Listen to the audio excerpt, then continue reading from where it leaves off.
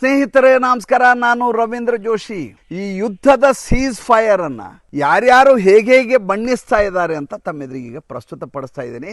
ವಾಸ್ತವ ಏನು ಅಂತ ಆಮೇಲೆ ನೀವು ಚರ್ಚೆ ಮಾಡೋಣ. ಏಕೆಂದರೆ ನೀವು ನನಗಿಂತ ಹೆಚ್ಚು ಪ್ರಾಜ್ಞರಾಗಿದ್ದೀರಿ, ಹೆಚ್ಚು ಅದರ ಬಗ್ಗೆ ಆಲೋಚನೆಯನ್ನು ಮಾಡ್ತೀರಿ ಅನ್ನುವಂಥ ನಂಬಿಕೆ ನನ್ನದು. ಕೆಲವೊಂದ್ಸಲ ಎಷ್ಟು ಅದ್ಭುತವಾದ ಕಮೆಂಟ್ಗಳಿರ್ತವೆ ಅಂದರೆ, ಈ ಆ್ಯಂಗಲಲ್ಲಿ ನಾನು ಯೋಚನೆನೇ ಮಾಡಿರಲಿಲ್ವಲ್ಲ, ಈ ರೀತಿ ಹೆಡ್ಡಿಂಗನ್ನು ನಾನು ಕೊಡ್ಬೋದಿತ್ತಲ್ಲ, ಈ ಶೀರ್ಷಿಕೆಯನ್ನು ನಾನು ಹಾಕೋಬೋದಿತ್ತಲ್ಲ ಅಂತ ಎಷ್ಟೋ ಸಲ ಅನಿಸಿದ್ದುಂಟು. ಅದ್ರ ಬಗ್ಗೆ ನನಗೆ ಭಾಳ ಹೆಮ್ಮೆ ಇದೆ. ನನ್ನ ಸಾಮಾಜಿಕ ಪರಿವಾರದ ಸದಸ್ಯರು ಹೆಚ್ಚು ಪ್ರಜ್ಞಾವಂತರು ಅನ್ನುವಂಥ ಕಾರಣಕ್ಕೋಸ್ಕರ. ಒಬ್ಬ ಲೇಖಕ ಇದ್ದಾರೆ, ಆತ ಹೆಸರಾಂತ ಲೇಖಕ ಅಂತ ಕರೆಯಲಾಗತ್ತೆ. ಆತ ಪ್ರಸಿದ್ಧನೋ ಕುಪ್ರಸಿದ್ಧನೋ ನೀವು ತೀರ್ಮಾನ ಮಾಡಬೇಕು. ಅರಿಂದಮ್ ಚೌಧರಿ ಅಂಥೇಳಿ. Count your chicken before the hatch ಅಂತ ಈತ ಒಂದು ಪುಸ್ತಕವನ್ನು ಮುಂಚೆ ಬರೆದಿದ್ದ. ನಾನು 15 ವರ್ಷದಿಂದ ಓದಿದಂಥ ಪುಸ್ತಕ ಅದು.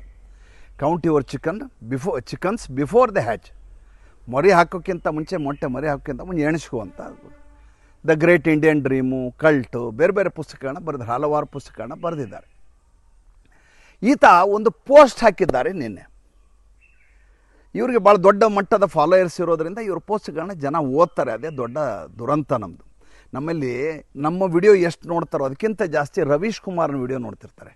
ಆತ ಸುಳ್ಳಾತಿ ಸುಳ್ಳ ಪ್ರತಿ ಕ್ಷಣವನ್ನು ಕಾಂಗ್ರೆಸ್ ಪರವಾಗಿ ಹೇಗೆ, ಎಡಚರ ಪರವಾಗಿ ಹೇಗೆ, ಸಾಬರ ಪರವಾಗಿ ಹೇಗೆ ಅದನ್ನ ತಿರುಚಬಹುದು ಅನ್ನುವ ಆಲೋಚನೆಯಲ್ಲೇ ಸಂಚಿಕೆಗಳನ್ನ ಮಾಡ್ತಾರೆ. ಅದನ್ನು ನೋಡುವವರ ಸಂಖ್ಯೆ ಜಾಸ್ತಿ ಇರ್ತದೆ, ಅದನ್ನು ಶೇರ್ ಮಾಡುವವರ ಸಂಖ್ಯೆ ಜಾಸ್ತಿ ಇರುತ್ತೆ, ಲೈಕ್ ಮಾಡುವವರ ಸಂಖ್ಯೆ ಜಾಸ್ತಿ ಇರುತ್ತೆ. ನಮ್ಮವರು ನೋಡಿದ್ದನ್ನು ಬೇರೆಯವ್ರಿಗೆ ಹೇಳೋದಿಲ್ಲ, ಲೈಕ್ ಮಾಡಲಿಕ್ಕೆ ಒಂದು ಬಟನ್ ಒತ್ತಲಿಕ್ಕೆ ಭಾಳ ಆಲೋಚನೆ ಮಾಡ್ತೀವಿ. ಎಂಥ ದುರಂತ ನೋಡಿ. ಇರಲಿ. ಅರಿಂದಮ್ ಚೌಧರಿ ಒಂದು ಪೋಸ್ಟ್ ಹಾಕಿದ್ದಾರೆ. ಪೋಸ್ಟ್ ಏನಪ್ಪ ಅಂದರೆ, ಈ 11 ತಿಂಗಳ ಅವಧಿಯಲ್ಲಿ 4 ಮಹಾಶಕ್ತಿಗಳು ಉದಯಿಸಿದವಂತೆ ಜಗತ್ತಿನಲ್ಲಿ. 11 ತಿಂಗಳ ಅವಧಿಯನ್ನು ಹೇಳಿದ್ದಾರೆ. ಯಾವ 4 ಶಕ್ತಿಗಳು? ಒಂದು ಚೈನಾದ ಕ್ಸಿ ಜಿನ್ಪಿಂಗ್, ಎರಡನೇದ್ದು ರಷ್ಯಾದ ವ್ಲಾದಿಮಿರ್ ಪುಟಿನ್, ಮೂರನೇದ್ದು ಪಾಕಿಸ್ತಾನದ ಶಹಬಾಜ್ ಶರೀಫ್, ನಾಲ್ಕನೇದ್ದು ಅಮೇರಿಕೆಯ ಡೊನಾಲ್ಡ್ ಟ್ರಂಪ್. 4 ಮಹಾಶಕ್ತಿಗಳ ಸಂಗಮಾಗಿ ವರ್ಲ್ಡ್ ಆರ್ಡರ್ ಬದಲಾಗಿಬಿಟ್ಟಿದೆ ಅಂತೆ. ಭಾರತ ರಾಜತಾಂತ್ರಿಕ ವಿಷಯದಲ್ಲಿ ತಲೆ ತಗ್ಗಿಸಬೇಕಾದಂಥ ಅವಧಿ 11 ತಿಂಗಳಲ್ಲಿ ನರೇಂದ್ರ ಮೋದಿಯವರು ಮಾಡಿದ್ದಾರೆ. ವಿದೇಶಾಂಗ ನೀತಿಯಲ್ಲಿ ಭಾರತ ತಲೆ ತಗ್ಗಿಸಿ ಅವಮಾನ ಪಡುವಂಥ ಸ್ಥಿತಿಗೆ ನರೇಂದ್ರ ಮೋದಿಯವರು ತಗೊಂಡೋಗಿದ್ದಾರೆ ಭಾರತ ದೇಶವನ್ನು. ಹೇಗೆ ಅಂತ ಹೇಳ್ತಾ ಹೋಗ್ತಾರೆ. ಹೇಗೆ ಅಂದರೆ, ಆಪರೇಷನ್ ಸಿಂಧೂರ್ ಆಯಿತು. ಆಪರೇಷನ್ ಸಿಂಧೂರ್ ಸಂದರ್ಭದಲ್ಲಿ ಭಾರತ ವಿಮಾನಗಳು ಖಂಡಲ್ಲಿ ಬಿದ್ದವು. ಬಿದ್ದ ಮೇಲೆ ಈ ಯುದ್ಧವನ್ನು ನಿಲ್ಲಿಸಬೇಕಾದಂಥ ಅನಿವಾರ್ಯತೆ ಬಂತು. ಅನಿವಾರ್ಯತೆ ಬಂದಾಗ ಭಾರತ ತಕ್ಷಣದಲ್ಲಿ ಗೌಪ್ಯವಾಗಿ, ರಹಸ್ಯವಾಗಿ ಕಾಂಟ್ಯಾಕ್ಟ್ ಮಾಡಿದ್ದೆ ಡೊನಾಲ್ಡ್ ಟ್ರಂಪ್ ಅವರನ್ನು. ಡೊನಾಲ್ಡ್ ಟ್ರಂಪ್ ಅವರು ಶಹಬಾಜ್ ಶರೀಫ್ ಮತ್ತು ಈ ಮುಲ್ಲಾ ಮುನೀರ್ನನ್ನು, ಆಸಿಮ್ ಮುನೀರ್ನನ್ನು ಓಲೈಸಿ ತಕ್ಷಣದಲ್ಲಿ ಯುದ್ಧ ನಿಲ್ಲಿಸ್ತಾರೆ.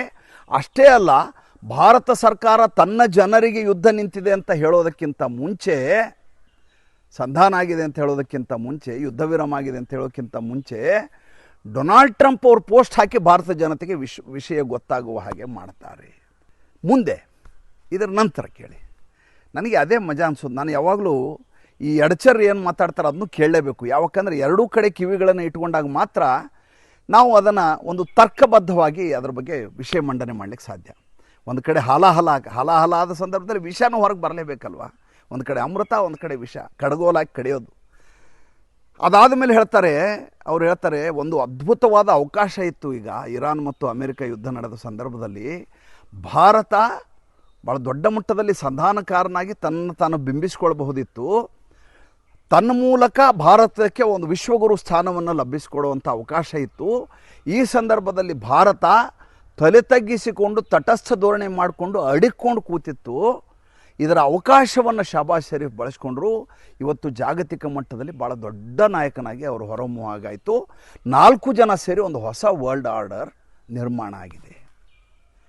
ಚೈನಾ ಕ್ಸಿ ಜಿನ್ಪಿಂಗ್ ಇದ್ದಾರೆ, ವ್ಲಾದಿಮಿರ್ ಪುಟಿನ್ ಇದ್ದಾರೆ, ಟ್ರಂಪ್ ಇದ್ದಾರೆ, ಶಹಬಾಜ್ ಶರೀಫ್ ಇದ್ದಾರೆ. ಇವರಿಂದ ಜಗತ್ತು. ಉಳಿದ ಐರೋಪ್ಯ ರಾಷ್ಟ್ರಗಳಿಲ್ಲ, ನ್ಯಾಟೋ ದೇಶಗಳಿಲ್ಲ, United Arab Emirates, Saudi Arabia ಯಾರು ದುಡ್ಡನ್ನು ವಾಪಸ್ ಕೇಳ್ತಾ ಇದ್ದಾರೋ ಶಹಬಾಜ್ ಶರೀಫ್ ಹತ್ರ, ಅವ್ರು ಯಾರೂ ಇಲ್ಲ. ಆಸ್ಟ್ರೇಲಿಯಾ ಇಲ್ಲ, ನ್ಯೂಜಿಲೆಂಡ್ ಇಲ್ಲ, ಜಪಾನ್ ಇಲ್ಲ. ಇವರೇ 4 ಈಗ ಜಗತ್ತಿನ ಬಹಳ ದೊಡ್ಡ ಶಕ್ತಿಗಳು ಅಂತ ಇವರು ಬಿಂಬಿಸೋ ಪ್ರಯತ್ನ. ಇದೇ ರೀತಿಯದಾದ ಪೋಸ್ಟನ್ನು ಜಯರಾಮ್ ರಮೇಶ್ ಹಾಕ್ತಾರೆ. ಕರ್ನಾಟಕ ದಮನಕಗಳಲ್ಲಿ ದಮನಕ. ಅವ್ರು ಹೇಳ್ತಾರೆ, ರಾಜತಾಂತ್ರಿಕ ವಿಷಯದಲ್ಲಿ ಭಾರತ ತಲೆ ತಗ್ಗಿಸುವ ಹಾಗೆ ಮಾಡಿಬಿಟ್ರು ನರೇಂದ್ರ ಮೋದಿ. ನಾವು ಭಾರತ ಅವಮಾನಕರ ಸ್ಥಿತಿಗೆ ಬಂದ್ಬಿಡ್ತೀವಿ ಸೀಸ್ ಫೈರ್ ಆದಮೇಲೆ ಅಂತ ಅವ್ರು ಪೋಸ್ಟ್ ಹಾಕಿದ್ದಾರೆ. ಈ ರೀತಿ ಎಡಚರರು ಬೇರೆ ಬೇರೆ ಬೇರೆ ಬೇರೆ ಬೇರೆ ಬೇರೆ ಪೋಸ್ಟ್ಗಳನ್ನು ಹಾಕ್ತಾ ಇದ್ದಾರೆ. ಮಜಾ ಅಂದರೆ ಈ ಯಾವ ಸಂಧಾನ ಆಗಿದೆ ಅಂತ ಹೇಳಲಾಗ್ತಾ ಇದೆಯಲ್ಲ, ಈ ಸಂಧಾನವನ್ನು ಈಗಾಗಲೇ ಮುರಿದು ದಾಳಿಯನ್ನು ಮುಂದುವರಿಸಲಾಗಿದೆ. ನಿನ್ನೆಯ ಸಂಚಿಕೆಯಲ್ಲಿ ನಾನು ಸ್ಪಷ್ಟವಾಗಿ ಹೇಳಿದ್ದೇನೆ. ಒಂದನೇದ್ದು. ಎರಡನೇದ್ದು, ಯಾವ ಪಾರ್ಟಿಗಳು ಇದರಲ್ಲಿ ನಿಜಕ್ಕೂ ಈ ಪ್ರಕೋಪದಿಂದ ನರಳುತ್ತಾ ಇದ್ದಾವೋ ಅವ್ರನ್ನ ವಿಶ್ವಾಸಕ್ಕೆ ತೆಗೆದುಕೊಳ್ಳಲಾಗಿಲ್ಲ, ತಾವೇ ಡೀಲ್ ಮಾಡಿದ್ದಾರೆ. ಇಸ್ರೇಲ್ ಕೂಡ ಇದರಲ್ಲಿ ಜೊತೆಗೆ ಸೇರಿಕೊಂಡಿಲ್ಲ. ಹೀಗಾಗಿ ಅದು ಹೇಳ್ತಾ ಇದೆ, ಲೆಬನಾನ್ ಮೇಲೆ ನಾನು ಮಾಡ್ತಾ ಇರುವ ದಾಳಿ ನಿಮ್ಮ ಸೀಸ್ ಫೈರ್ಗೂ ಅದಕ್ಕೂ ಸಂಬಂಧ ಇಲ್ಲ, ನಾನು ಹೊಡಿತಾನೆ ಇರ್ತೀನಿ ಹಿಜ್ಬುಲ್ಲಾಗಳನ್ನು, ನಾನು ಹೊಡೆದು ಮುಗಿಸವನೇ ಅಂತ ಅದು ಹೇಳ್ತಾ ಇದ್ದಾರೆ. ಇನ್ನು ಇರಾನ್ ಹೇಳ್ತದೆ, ನಮ್ಮ ಸೋದರ ರೀತಿ ಇರೋರು ಹಿಜ್ಬುಲ್ಲಾಗಳು, ಲೆಬನಾನ್ನವರು ನಮ್ಮ ಕಷ್ಟಕಾಲದಲ್ಲಿ ನಮ್ಮ ಜೊತೆಗೆ ನಿಂತು ಇಸ್ರೇಲ್ ವಿರುದ್ಧ ಹೋರಾಟ ಮಾಡಿದ್ದಾರೆ, ಅದರ ಮೇಲೆ ದಾಳಿಯನ್ನು ನೀವು ನಿಲ್ಲಿಸದೆ ಹೋದರೆ ನಾವು ಈ ಜಲಮಾರ್ಗವನ್ನು ಓಪನ್ ಮಾಡೋದು, ಸ್ಟ್ರೇಟ್ ಆಫ್ ಹಾರ್ಮೋಸ್ನ ಓಪನ್ ಮಾಡೋದಿಲ್ಲ. ಇದು ಯಾವಾಗ? 24 ಗಂಟೆ ಕಳೆದ ಮೇಲೆ ಬಂದಂಥ ವಿದ್ಯಮಾನಗಳಿವು. ಸೀಸ್ ಫೈರ್ ಅನೌನ್ಸ್ ಆಗಿ 24 ಗಂಟೆಗಳ ನಂತರ ಬಂದಂಥ ಹೇಳಿಕೆಗಳಿವು. ಇದ್ರ ಜೊತೆ ಈ ಸೀಸ್ ಫೈರ್ನ ಮಜಾ ನೋಡಿ ಹೇಗಿದೆ ಅಂತ. ಯುದ್ಧದ ಬಗ್ಗೆ ಜಾಸ್ತಿ ಮಾತಾಡಬೇಡಿ ಅಂತ ನಮ್ಮ ಸಾಮಾಜಿಕ ಪರಿವಾರದ ಸದಸ್ಯರು ಒಂದು ಜನ ಕಮೆಂಟ್ ಮಾಡಿದ್ದಾರೆ. ಕೆಲವೊಂದು ವಿಷಯವನ್ನು ಹೇಳದೇ ಇರೋಕ್ಕೆ ನನ್ನ ಕಡೆ ಸಾಧ್ಯ ಆಗೋದಿಲ್ಲ. ಈಗ ಸ್ಟೇಟ್ ಆಫ್ ಹಾರ್ಮೋಸಿಂದ $2 ಮಿಲಿಯನ್ ಬರಬೇಕು ಅಂತ ಹಠ ಹಿಡಿದು ಕೂತಿದೆ ಇರಾನ್. ಅದು ಹೇಳುತ್ತೆ, ಇದರಲ್ಲಿ ನಾನು ಶೇರ್ ಮಾಡಿ ಒಂದನ್ನು ಒಮಾನಿಗೆ ಕೊಡ್ತೀನಿ, $1 ಮಿಲಿಯನ್ ಒಮಾನಿಗೆ ಕೊಡ್ತೀನಿ. ಒಮಾನ್ ತಕ್ಷಣದಲ್ಲಿ ಪ್ರತಿಕ್ರಿಯೆಯನ್ನು ಕೊಡುತ್ತೆ. ಅದು ಕೊಟ್ಟು ಹೇಳುತ್ತೆ, ನನಗೆ ಈ ರೀತಿಯ ದುಡ್ಡು ಬೇಕಾಗಿಲ್ಲ, ಈ ಡೀಲ್ನಲ್ಲಿ ನಾನಿಲ್ಲ, ನನಗೆ ಜನರಿಂದ ಸುಂಕ ವಸೂಲಿ ಮಾಡಿ ಜಜಿಯಾವನ್ನು ವಸೂಲಿ ಮಾಡಿ ದೇಶವನ್ನು ನಡೆಸಬೇಕಾಗಿಲ್ಲ, ಆದ್ದರಿಂದ ನಾನು ನಿಮ್ಮ ಪಾಲುದಾರನಲ್ಲ ಅಂತ ಇರಾನಿಗೆ ಸ್ಪಷ್ಟವಾಗಿ ಹೇಳಾಗೋಯ್ತು.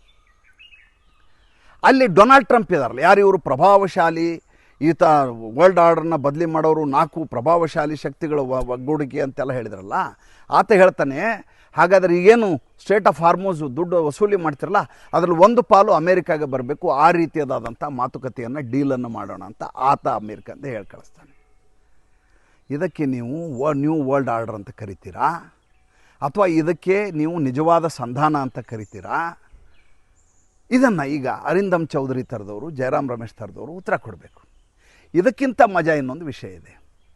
ಇಲ್ಲಿವರೆಗೂ GCC ಅವರು ಸುಮ್ಮನೆ ಕೂತಿದ್ರು, ಇಸ್ಲಾಮಿಕ್ ರಾಷ್ಟ್ರಗಳೆಲ್ಲ ಸುಮ್ಮನೆ ಇದ್ದರು, ಯಾರೂ ಮಾತಾಡಿಲ್ಲ. ದಾಳಿ ನಡೀತಾ ಇತ್ತು, ಅವರ ಬೇಕಾದಷ್ಟು ಅಸೆಟ್ಸ್ಗಳು ಹಾಳಾಗಿ ಹೋದವು. ದುರಂತ ಅಂದರೆ ಈ ಎಲ್ಲ ಗಲ್ಫ್ ಕಂಟ್ರಿಗಳಿದಾವಲ್ಲ, ಇವರು ಯಾವ ಮಟ್ಟಿಗೆ ಸಾಮಾಜಿಕ ಜಾಲತಾಣವನ್ನು ಬಿಗಿ ನಿಷೇಧ ಮಾಡಿ ಇಟ್ಟಿದ್ದಾರೆ ಅಂದರೆ ಅವ್ರಿಗಾದ ನಷ್ಟ ಪ್ರಪಂಚಕ್ಕೆ ಗೊತ್ತಾಗ್ತಾ ಇಲ್ಲ. ಇರಾನ್ನಲ್ಲಂತೂ ಇಂಟರ್ನೆಟ್ ಎಲ್ಲ ಬಿಟ್ಟಾಕ್ಬಿಡಿ ಅದನ್ನ. ಇರಾನ್ ಅನ್ನೋದು ಈಗ ಕಬ್ರಸ್ತಾನ್ ಆಗಿದೆ. ಅದು ಇರಾನ್ ಅಲ್ಲ, ಅದು ಕಬ್ರಸ್ತಾನ್. ಅದು ಅಲ್ಲಿ ಏನೂ ಉಳಿದಿಲ್ಲ, ಏನೂ ಉಳಿಯಲಾರದಂಥ ಅಳಿದುಳಿದ ಸಾಮ್ರಾಜ್ಯದ ದೊರೆಗಳು ಅಂತ ಈಗಿರೋರು ತಮಗೆ ತಾವು ಭಾವಿಸಿದ್ದಾರೆ. ಅವರ ಮುಂದಿನ ದಿನಗಳು ಎಷ್ಟು ಹೀನಾಯವಾಗಿರ್ತವೆ, ಎಷ್ಟು ಬೀಭತ್ಸವಾದ ಬದುಕು ಅವ್ರದ್ದಾಗತ್ತೆ ಮುಂದಿನ ದಿನಮಾನಗಳಲ್ಲಿ ಅನ್ನೋದನ್ನು ನಾನು ಮುಂದಿನ ಸಂಚಿಕೆಗಳಲ್ಲಿ ಮಾತಾಡ್ತೀನಿ. ಅದು ಹಾಗೇ ಆಗತ್ತೆ, ಅದ್ರ ಬಗ್ಗೆ ಅನುಮಾನವನ್ನೇ ಇಟ್ಕೋಬೇಡಿ. ಇರಾನ್ ಗೆದ್ದಿದೆ ಅಂತ ಯಾವತ್ತೂ ಭಾವಿಸಬೇಡಿ. ದಾದಾಗಿರಿ ಮಾಡಿದವನು ಪ್ರಪಂಚದಲ್ಲಿ ಹಾಗೇ ಉಳಿಯಲಿಕ್ಕೆ ಸಾಧ್ಯವಿಲ್ಲ. ಉರಿಯುವ ನಂದಾದೀಪ ತಣ್ಣಗಿರುತ್ತೆ, ಪ್ರಜ್ವಲಿಸುವುದಿಲ್ಲ. ಇದು ಹೆಂಗಿದೆ ಜಗಳ ಅಂದರೆ, ಇಬ್ಬರು ಹೊಡೆದಾಡ್ತಾ ಇರ್ತಾರೆ, ಒಬ್ಬನ ಅಂಗಿ ಹರಿದು ಬಿಡ್ತಾರೆ, ಆತಗೆ ಮರ್ಯಾದೆ ಉಳಿದಿಲ್ಲ. ಈಗ ಎದುರುಗಡೆ ಇದ್ದವನು ಪ್ಯಾಂಟ್ ಹರಿದು ಬಿಡ್ತಾನೆ. ಇವನು ಇಬ್ಬರಿಗೂ ಈಗ ಹೊಡೆದಾಟ ಬೇಕಾಗಿಲ್ಲ, ಆದರೆ ತಮ್ಮ ಶಕ್ತಿಯನ್ನು ತೋರಿಸಲೇಬೇಕು. ಇದ್ದಕ್ಕಿದ್ದ ಹಾಗೆ ಒಬ್ಬ ಓಡಿ ಬರ್ತಾನೆ, ಹೇಯ್ ಹೋಗ್ರ, ಈಗ ನಾಳೆ ಮಾತಾಡೋಣ, ಏನು ಜಗಳ ಮಾಡೋದು, ರೋಡಲ್ಲಿ ನಿಂತು ನೋಡು ನಿನ್ನ ಅಂಗಿ ಹರಿದೋಗಿದೆ, ನಿನ್ನ ನೋಡೋ ಪ್ಯಾಂಟೇ ಹರಿದೋಗಿದೆ, ಎಲ್ಲ ಅಸಹ್ಯ ಕಾಣಿಸ್ತಾ ಇದೆ, ಹೋಗಿ ನೀನು. ಇಬ್ಬರಿಗೂ ಯಾರಾದರೂ ಕಳಿಸ್ಬೇಕು ವಾಪಸ್ಸು, ಆ ಸ್ಥಿತಿಯಲ್ಲಿದ್ದಂಥ ಇಬ್ಬರು ಹೊಡೆದಾಟ ಮಾಡಿದವರು, ಒಂದು ಇರಾನು, ಒಂದು ಅಮೇರಿಕ. ಒಬ್ಬರು ಪ್ಯಾಂಟ್ ಬಿಚ್ಚಿದೆ, ಒಬ್ಬರು ಶರ್ಟ್ ಹರಿದೋಗಿದೆ. ಸುಮ್ಮನೆ ಒಬ್ಬ ನಾಟಕಕ್ಕೆ ಕರ್ಕೊಂಬಂದು ಶಾಬಾಜ್ ಶರೀಫ್ ಅನ್ನೋಂಥ ಕಡೆ ಡ್ರಾಫ್ಟ್ ಕಳಿಸಿ ಪೋಸ್ಟ್ ಹಾಕಿಸಿ ಯುದ್ಧವನ್ನು ಮುಂದೂಡಿದ್ದಾರೆ. ಯಾರು ಈ ಇಡೀ ಯುದ್ಧದಿಂದ ಅತಿ ಹೆಚ್ಚು ಪ್ರಭಾವಿತರಾಗಿ ಭವಿಷ್ಯವೇ ಕಗ್ಗತ್ತಲಾಗಿ ಕೂತಿದೆಯೋ, ಕಾರ್ಖಂಡ ಆಗಿದೆಯೋ, ಕಗ್ಗತ್ತಲೆ ಖಂಡ ಆಗಿದೆಯೋ, ಅಂಥ ಸೌದಿ ಅರೇಬಿಯಾ, ಅಂಥ ಯುನೈಟೆಡ್ ಅರಬ್ ಎಮಿರೇಟ್ಸು, ಅಂಥ ಕುವೈತು, ಅವರೆಲ್ಲ ಈಗ, ಬಹ್ರೇನು, ಇವರೆಲ್ಲ ಈಗ ಎದ್ದು ಕೂತಿದ್ದಾರೆ. ಎದ್ದು ಕೂತು ನಿನ್ನ ದೇಶಕ್ಕೆ ನೀನು ಪರಿಹಾರ ಕೇಳ್ತಾ ಇದೆಯಾ ಇರಾನು? ನಿನಗೆ ಯುದ್ಧದಿಂದ ಆದಂಥ ನಷ್ಟವನ್ನು ನೀನು ಕೇಳ್ತಾ ಇದೆಯಾ? ನಿನಗಲ್ಲದಂಥ ಅಂತಾರಾಷ್ಟ್ರೀಯ ಜಲಮಾರ್ಗವನ್ನು ನಂದು ಅಂತ ಸಾರ್ವಭೌಮತ್ವವನ್ನು ತೋರಿಸ್ತಾ ಇದೆಯಾ? ನಿನ್ನ ಆಧಿಪತ್ಯವನ್ನು ತೋರಿಸ್ತಾ ಇದೆಯಾ? ನಾವು ನಷ್ಟವನ್ನು ಮಾಡ್ಕೊಂಡಿದ್ದೀವಲ್ಲ, ನಮ್ಮನ್ನು ಯಾರು ಕೇಳ್ತಾ ಇದ್ದೀರಿ? ನಮ್ಮನ್ನು ಯಾಕೆ ಯಾರು ಮಾತಾಡಿಸ್ತಾ ಇಲ್ಲ? ಶುಕ್ರವಾರ ದಿವಸ ಟೇಬಲ್ ಮೇಲೆ ಮಾತುಕತೆ ಅಂತ ಇದ್ದಾರಲ್ಲ, JD ವ್ಯಾನ್ಸು ಎಲ್ಲರೂ ಬಂದು ಕೂತ್ಕೋತಾರೆ, ಹರಟೆ ಹೊಡಿತೀವಿ ನಾವು ಇಸ್ಲಾಮಾಬಾದ್ನಲ್ಲಿ ಅಂತಿರಲ್ಲ, ಅಲ್ಲಿ ಚರ್ಚೆಯಾಗಬೇಕಾದ ವಿಷಯ ಈ ಯುದ್ಧದಿಂದ ನಮಗೇನು ನಷ್ಟ ಆಗಿದೆಯಲ್ಲ ಎಲ್ಲ ಇಸ್ಲಾಮಿಕ್ ರಾಷ್ಟ್ರಗಳಿಗೆ, ಅದಕ್ಕೆ ಪರಿಹಾರವನ್ನು ಸೂಚಿಸಿದರೆ ಮಾತ್ರ ಇದು ಸಂಧಾನ. ಇದು ಪರಿಹಾರ ಆದರೆ ಮಾತ್ರ ಯುದ್ಧ ನಿಂತ ಹಾಗೆ. ಅದು ಪರಿಹಾರ ಆಗದೆ ಹೋದರೆ ಅದು ಅಪೂರ್ಣ ಅನ್ನುವಂಥ ಮಾತನ್ನು ಸ್ಪಷ್ಟವಾಗಿ ಯುನೈಟೆಡ್ ಅರಬ್ ಎಮಿರೇಟ್ಸ್ ಸ್ಪಷ್ಟವಾದಂಥ ಹೇಳಿಕೆಯನ್ನು ನೀಡಿದೆ. ಈಗ ಡೊನಾಲ್ಡ್ ಟ್ರಂಪ್ ಏನು ಮಾಡ್ತಾರೆ, ಇರಾನ್ ಏನು ಮಾಡ್ತದೆ, ಈ ಅರಿಂದಮ್ ಚೌಧರಿ ಥರದವ್ರು ಏನು ಉತ್ತರ ಕೊಡ್ತಾರೆ ಇದಕ್ಕೆ? ಮಜಾ ನೋಡಿ, ಇಷ್ಟಕ್ಕೆ ಮುಗಿಯೋದಿಲ್ಲ. ಇನ್ನೂ ಭಾಳ ಆಸಕ್ತಿದಾಯಕ ವಿಷಯಗಳು, ಯುದ್ಧಕ್ಕೆ ಸಂಬಂಧಪಟ್ಟ ಹಾಗೆ ಕುತೂಹಲ ಕೆರಳಿಸುವಂಥ 1000 ವಿಷಯಗಳಿದ್ದಾವೆ. ಇಷ್ಟ ಆಯ್ತಾ? ಇದಾದ ಮೇಲೆ ಈಗ ಇಸ್ರೇಲ್ ಹೇಳುತ್ತೆ, ನಾನು ಯುದ್ಧವನ್ನು ಮುಂಚೆಯೇ ಶುರು ಮಾಡಿಲ್ಲ, ನಾನು ಮುಂಚೆ ನಿಮ್ಮ ಫೆಬ್ರವರಿ 28ಕ್ಕೆ ಶುರು ಮಾಡಿದ್ದಲ್ಲ, ನಾನು ಮುಂಚೆಯಿಂದನೇ ಹಿಜುಬುಲ್ಲಾ, ಹಮಾಸು, ಆಮೇಲೆ ಹೌತಿ ಉಗ್ರರ ಮೇಲೆ ದಾಳಿ ಮಾಡ್ತಾಯಿದ್ದೆ, ನನ್ನ ದಾಳಿಯನ್ನು ನಿಲ್ಲಿಸೋದಿಲ್ಲ ಅಂತ ಹೇಳಿದೆ. ಒಂದು ವಿಷಯ ನಿಮ್ಗೆ ಗೊತ್ತಿರಲಿ, ಫೆಬ್ರವರಿ 28ಕ್ಕೆ ಯುದ್ಧ ಶುರುವಾಗಿದೆ. 27ನೇ ತಾರೀಕು ಒಮಾನಿನ ವಿದೇಶಾಂಗ ಸಚಿವ ಒಂದು ಹೇಳಿಕೆಯನ್ನು ಕೊಟ್ಟಿದ್ರು. ಏನಂತಂದರೆ, ಇರಾನ್ ಮಾತುಕತೆಗೆ ಸನ್ನದ್ಧವಾಗಿದೆ, ನಮ್ಮ ಮಧ್ಯಸ್ಥಿಕೆಯಲ್ಲಿ ಮಾತುಕತೆ ನಡೆಯುತ್ತೆ, ಅವರು ಎನ್ರಿಚ್ಮೆಂಟ್, ಯುರೇನಿಯಂ ಎನ್ರಿಚ್ಮೆಂಟನ್ನು ನಿಲ್ಲಿಸಲಿಕ್ಕೆ ಇರಾನ್ ಒಪ್ಪಿಕೊಂಡಿದೆ. ಆವಾಗ ಈ ಸ್ಟ್ರೇಟ್ ಆಫ್ ಹಾರ್ಮುಜ್ನ ವಿಚಾರವೇ ಇರಲಿಲ್ಲ, ಅದು ಸ್ವತಂತ್ರವಾಗಿತ್ತು. ಪ್ರತಿ ದಿವಸ 100ಕ್ಕೂ ಹೆಚ್ಚು ಹಡಗುಗಳು ಅದೇ ರಸ್ತೆಯಲ್ಲಿ ಜಲದ ಇದರಲ್ಲಿ ಸಾಗ್ತಾಯಿದ್ದು. ಜೊತೆಗೆ ಇರಾನ್ ಕೂಡ ಒಪ್ಪಿಕೊಂಡಿತ್ತು. ಅದು ಕೇಳ್ತಾ ಇದ್ದದ್ದೇನು ಅಂತಂದರೆ, ನನ್ನ ಮೇಲಿರುವಂಥ ಸ್ಯಾಂಕ್ಷನನ್ನು ಒಂದಾದರೂ ಕ್ಯಾನ್ಸಲ್ ಮಾಡಿ, ನಮಗಿರುವಂಥ ಅಣು ಒಪ್ಪಂದ ಇದೇನಿದೆ ಅದನ್ನು ರದ್ದು ಮಾಡಿ, ಎನ್ರಿಚ್ಮೆಂಟನ್ನು ವಾಪಸ್ ತೊಗೊಳಿಕ್ ತಯಾರಿದ್ದೀವಿ ಅಂತ ಅಮೇರಿಕ ಹೇಳಿದಾಗ ಕೇಳಲಿಕ್ಕೆ ಇರಾನ್ ತಯಾರಿತ್ತು ಅವತ್ತು. ಇದ್ದಕ್ಕಿದ್ದಾಗೆ ಈಗ ಎಲ್ಲ ತಯಾರಾದ ಸಂದರ್ಭದಲ್ಲಿ ಡೊನಾಲ್ಡ್ ಟ್ರಂಪ್ ಯುದ್ಧವನ್ನು ಮಾಡ್ತಾರೆ. ಅದಾದಮೇಲೆ ಸ್ಟೇಟ್ ಆಫ್ ಹಾರ್ಮೋಸ್ ಬಂದಾಗತ್ತೆ, ಅದಾದಮೇಲೆ ಅದಕ್ಕೆ ಟ್ಯಾಕ್ಸ್ ಹಾಕ್ತೀನಿ ಅಂತ ಹೊಸ ನಾಟಕ ಶುರು ಮಾಡಲಾಗತ್ತೆ. ಅದಾದಮೇಲೆ ನಾವು ಯುರೇನಿಯಂ ಎನ್ರಿಚ್ಮೆಂಟ್ ಮಾಡೋರೆ ಏನು ಮಾಡ್ಕೋತೀರ ಮಾಡ್ಕೊಳ್ಳಿ ಅಂತಾರೆ. ಅದಾದಮೇಲೆ ನಮ್ಮ ಮೇಲಿರುವಂಥ ನಿಷೇಧ ವಾಪಸ್ ತಗೊಳ್ಳಿ ಅಂತಾರೆ. ಅದಾದಮೇಲೆ ಪರಿಹಾರವನ್ನು ಕೊಡಬೇಕು ನೀವು ಅಂತ ಹಠ ಹಿಡಿತಾರೆ. ಇವೆಲ್ಲವೂ ಶುರುವಾಗಿದ್ದು ಯುದ್ಧದ ದುಷ್ಪರಿಣಾಮ. ಇದು ಹೇಗೆ ನ್ಯೂ ವರ್ಲ್ಡ್ ಆರ್ಡ್ರು? ಅದು ಹೇಗೆ ಈ 4 ಜನ ಸೇರಿ ಒಂದು ಒಳ್ಳೆಯ ಪ್ರಭಾವಶಾಲಿ ಒಂದು ಕೂಟವಾಗಿ ಹೊರಹೊಮ್ಮಲಿಕ್ಕೆ ಸಾಧ್ಯ? ದಯವಿಟ್ಟು ನನಗೆ ಹೇಳಿ. ಮತ್ತು ಮುಂದಿನ ಸಂಚಿಕೆಯಲ್ಲಿ ಹೊಸ ವಿಷಯದೊಂದಿಗೆ ಬರ್ತೀನಿ. ಸಂಚಿಕೆ ಇಷ್ಟ ಆದರೆ ಲೈಕ್ ಮಾಡಿ, ಫಾಲೋ ಮಾಡಿ, ಶೇರ್ ಮಾಡಿ. ನಮ್ಮ ಮುಕ್ತ ಪತ್ರಿಕೋದ್ಯಮಕ್ಕೆ ಆರ್ಥಿಕವಾಗಿ ಬೆಂಗಾವಲಾಗಿ ನಮಸ್ಕಾರ.